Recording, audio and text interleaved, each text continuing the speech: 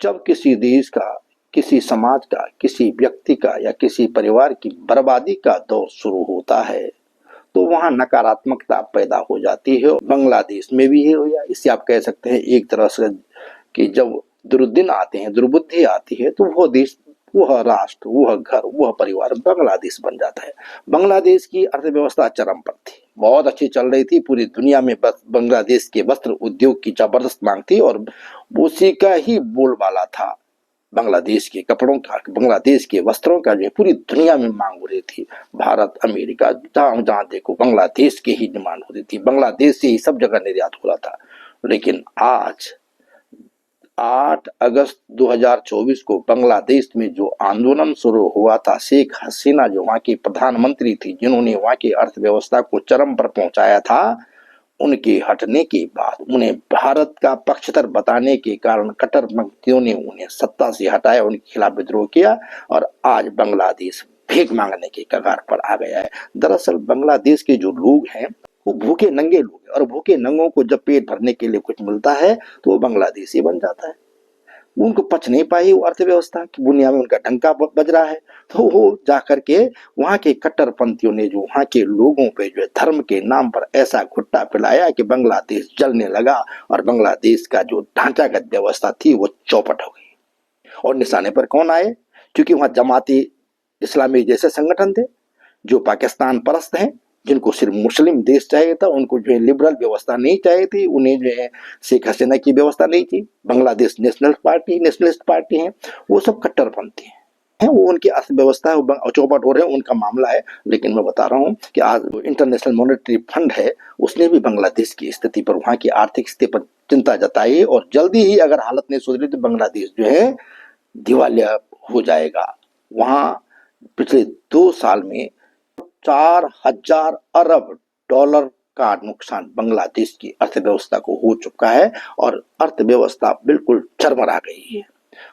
बांग्लादेश में इस प्रधानमंत्री शेख हसीना को वहां से हटाने के बाद वहां पे जो सरकार चलाने के लिए मुख्य सलाहकार बनाया गया था प्रोफेसर मोहम्मद यूनिस को। प्रोफेसर यूनिस पढ़े लिखे लगते हैं, इन्होंने जो है दुनिया में नाम भी कमाया है, क्योंकि उन्होंने माइक्रो बैंक, माइक्रो लोन और माइक्रो फाइनेंस का जो कॉन्सेप्ट 1983 में दिया था, उसका मकसद था बांग्लादेश में गरीबी उन्मूलन। और उन्होंने जो सिद्धांत दिया था, उस सिद्धांत का मकसद ये था कि ऋण लेना आदमी का मौलिक अधिकार है। उससे जो है गरीबी दूर हुई, ग्रामीण क्षेत्रों में तरक्की आने शुरू हो गई, एकदम से जो है पूरी दुनिया में जो है इसका एक सिद्धांत चल पड़ा। उसने स्थापित किया था बांग्लादेश ग्रामीण बैंक।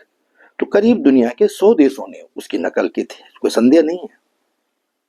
यहाँ तक कि अमेरिका ने भी उसकी नकल की थी और दुनिया में जो है गरीबी उन्मूलन के लिए उसे बड़ा फॉर्मूला माना गया और यही वजह है कि उसे जो है मैग्सेसे पुरस्कार, नोबेल पुरस्कार, अमेरिका का जो वहाँ के प्रतिष्ठित पुरस्कार हैं वो सब दिए गए।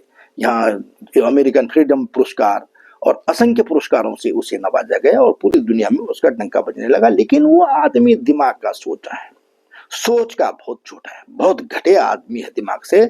उसे सिर्फ मुस्लिम मुस्लिम मुस्लिम इस्लाम,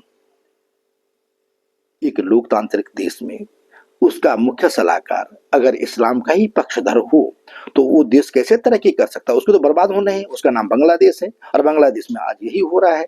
अब इस आदमी के, जिसको लोग कहते थे कि बहुत पढ़ा लिखा प्रोफेसर है और नोबेल पुरस्कार विजेता है, इस आदमी को 2006 में नोबेल पुरस्कार दिया गया था शांति के लिए, क्योंकि उसने बांग्लादेश की अर्थव्यवस्था, जो गरीबों को, उसको आगे बढ़ाने का काम किया। 2006 में इसे शांति के लिए नोबेल पुरस्कार दिया गया। 2009 में उसे US presidential medal for freedom के लिए दिया गया था। फिर 2010 में कांग्रेस गोल्ड मेडल अवार्ड उसे अमेरिका का दिया गया था। 1994 में उसे वर्ल्ड फूड प्राइज मिला। और कमाल की बात यह है कि उससे भारत भी प्रभावित रहा है। और भारत की कांग्रेस सरकार, जो इंदिरा गांधी प्रतिष्ठान है, इंदिरा गांधी फाउंडेशन है, उसने उसे 1998 में इंदिरा गांधी शांति पुरस्कार भी प्रदान किया है। मैग्सेसे पुरस्कार उसे उससे पहले मिल चुका था।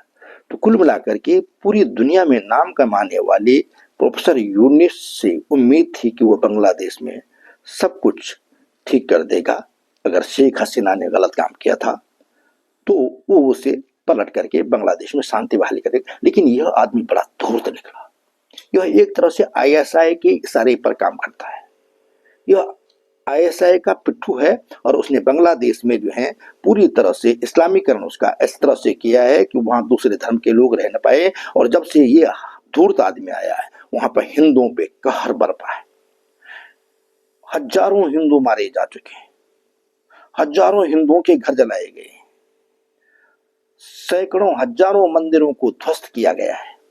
लेकिन जो वहां का जो इस समय मुख्य प्रशासक बना हुआ है उसने कभी सेना या पुलिस को ये नहीं कहा कि आप जाकर के इस अन्याय को रोकिए। ये लोकतांत्रिक देश है हमारा, यहाँ अन्याय नहीं होना चाहिए। एस्कॉन को तोड़ा और वहां तो और छोड़िए, जो इस निंदा के आरोप में सैकड़ों लोगों को जेल भेजा गया है। वो इस निंदा कौन करे? इस्लाम की इस निंदा के लिए तो जो हिंदू है वही टारगेट हो रहे हैं। उनके घरों को जलाया गया, उनके साथ बहुत दुर्व्यवहार हो रहा है। यानी कि वहां पर जो है हिंदुओं की संख्या जो है लगातार घट रही है। 2005 में जो है वो वहां की आबादी जो है 7.15% थी, यानी 1.5 करोड़ हिंदू है वहां पे। और वो संख्या ज्यादा काफी है क्योंकि भारत के बाद जो तीसरे स्तर पर हिंदुओं का जो देश है वो बांग्लादेश ही, क्योंकि सबसे ज्यादा भारत में है, फिर नेपाल में है, फिर बांग्लादेश में है। पाकिस्तान तो नरक है, वो तो दूसरे धर्मों के लिए वहां के अनुयायियों के लिए नरक है। तो पाकिस्तान की बात छोड़िए, बांग्लादेश में से उम्मीद थी सत्ता चाहिए। पहले कहता था कि मैं सत्ता का भूखा नहीं हूं, लेकिन सत्ता का नंबर एक भूखा है। इतना सत्ता के लिए दुनिया में इस निचले स्तर पर कोई नहीं आ सकता है। अभी देखिए, उस्मान हादी एक लड़का था, वो भारत का आलोचक रहा है, ठीक है, उसकी अपनी विचारधारा थी। उसकी वजह से बांग्लादेश में आंदोलन तेज हुआ, छात्रों का आंदोलन तेज हुआ। लेकिन उसने ऐलान किया था कि इसमें हिंसा नहीं होनी चाहिए, परंतु करें क्या? जमाते इस्लामी सामने था, बांग्लादेश नेशनलिस्ट पार्टी सामने थी, जो पूरे जो बांग्लादेश को जलाने के चक्कर में है कि वहां जो हिंदू न रहे, वहां दूसरे धर्मों के न रहे, पाकिस्तान के सारे पर काम कर रहे थे। तो उसने बहुत प्रयास किया और जो भी है लिबरल दिमाग का था। भारत का आलोचक होना उसकी अलग बात है। वो शेख हसीना की पार्टी का भी आलोचक था। वो कहता था कि भारत का हस्तक्षेप क्यों, और ये होना चाहिए। लेकिन वो कट्टर नहीं था, वो न्याय प्रिय था। वो कहता था कि लोकतांत्रिक तरीके से व्यवस्था चलनी चाहिए। लेकिन ये बांग्लादेश नेशनलिस्ट पार्टी और जमाते इस्लाम को वो बर्दाश्त नहीं था, उसकी लोकप्रियता इनको बर्दाश्त नहीं थी। इन्होंने क्या किया, जब उसके पूरे बांग्लादेश में उसकी एक तरह से पूरा बांग्लादेश की मुट्ठी में था और वो ये लग रहा था कि अगला जो है देश का मुखिया वही होगा, सबसे कम उम्र का वो छात्र जो है देश का मुखिया होगा। लेकिन इन्होंने उसे चुपचाप मरवा दिया और उसका आरोप भारत के मत्थे मर दिया, और यहाँ तक कह दिया कि जिसने उसकी हत्या की वो भारत चला गया है। बाद में पता चला कि उसने जो है सऊदी अरब से जो वीडियो जारी किया कि मैं यहाँ हूँ, मुझे गलत तरीके से राजनीतिक ढंग से फंसाया गया है। और उस राजनीतिक ढंग में जो सबसे महत्वपूर्ण भूमिका निभा रहा है सर मोहम्मद यूनिस निकाल रहा है। उसने भी कहा पूरी दुनिया में इसकी छीछी हो रही है, जिसने इसने नाम कहा था इसकी छीछालेदर हो रही है। लेकिन इस कट्टरपंथी पर कुछ फर्क नहीं पड़ता। ऐसा कट्टरपंथी आदमी को इतनी ऊंचाई पे बैठ करके नहीं होना चाहिए। धर्म के प्रति अगर शीर्ष आसन पर बैठा व्यक्ति अंधा होगा तो वो उस देश का बर्बाद होना तय है। और बांग्लादेश का जो काला इतिहास लिखा जा रहा है उसकी भूमिका में प्रोफेसर यूनुस खलनायक होगा। ये प्रोफेसर यूनुस खतरनाक कट्टरपंथी है और वो सोचता है कि इस्लाम को वो जो नई दिशा देगा, इस्लाम में उसका नाम होगा। लेकिन उस काला अध्याय जब लिखा जाएगा तो सबसे पहले इसी का नाम होगा। इस्लाम के प्रति मोह होना चाहिए, जो उस धर्म के अनुयायी मानना चाहिए। लेकिन शीर्ष पद पर बैठा आदमी इस तरह का अंधा होगा तो जिस देश का वो शासक होगा, जिस देश को वो चला रहा होगा, उस देश की तबाही तय है। और बांग्लादेश अब दुनिया के नक्शे से मिट सकता है क्योंकि चीन उसे हड़प लेगा, ये तय है।